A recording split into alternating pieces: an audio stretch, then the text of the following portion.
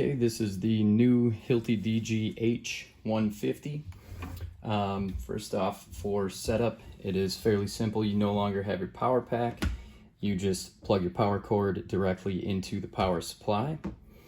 For installing your blade, there's no wrench. You just now have the quick change nut, and there is no locking mechanism to lock this in place.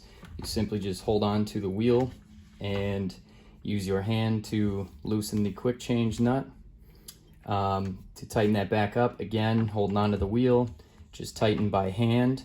You cannot use a wrench on this. If you do, you will over tighten and damage it and possibly make it difficult to remove the wheel afterwards, or impossible to remove the wheel. So this can only be hand tightened, and once you hand tighten it, that is locked in place. Again, do not use a wrench on that nut. That's all you need to do for tightening the blade there.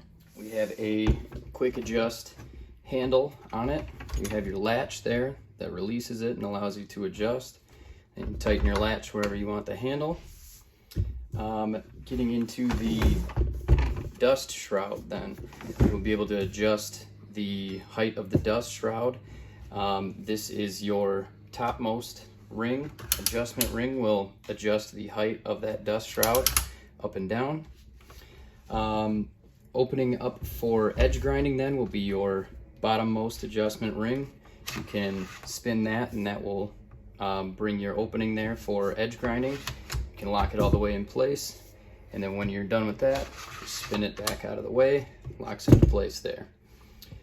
From there, replacement of the dust lips. These just, once you remove your wheel, you can access them a little easier, but these just pull out and push back in. They're pressure fit in there. So once these wear down and you can no longer adjust that any lower, we'll need to replace that lip, and they simply just pull out, and the new one will pressure fit back in. The release buttons here and bow grip on the front, you shouldn't need to mess with at all. This is for if you pinch and pull this out, then you can gain access to the shroud, and removing that for maintenance or anything else. But if any maintenance is required, we can just notify NITT. We will take care of any maintenance that needs to happen from there. So do not remove that ring out in the field, because there is no reason to remove that. That snaps back into place. Getting into your controls, this is now a variable speed grinder. You can adjust your speed by using the plus and minus buttons up top here. The LEDs will light up to show you where you're currently set. Our standard operation speed will be full speed.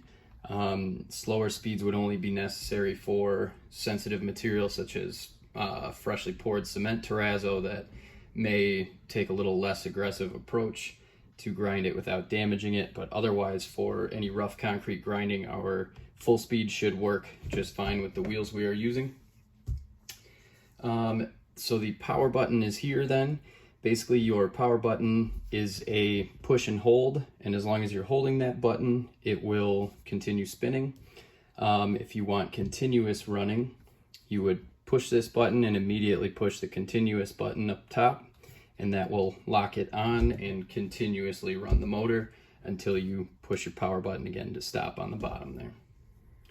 For the vacuum attachment, this will be plugged into your hose. Your hose will be coming out of this side. You have some tabs on the side of this that will align with the tabs on the vacuum attachment on the grinder. And when you go to insert that, you'll just align your tabs and push that straight in, and it just clips in. And then when you need to remove your vacuum hose from there, you just twist, and that will release the tabs, and it pulls right out.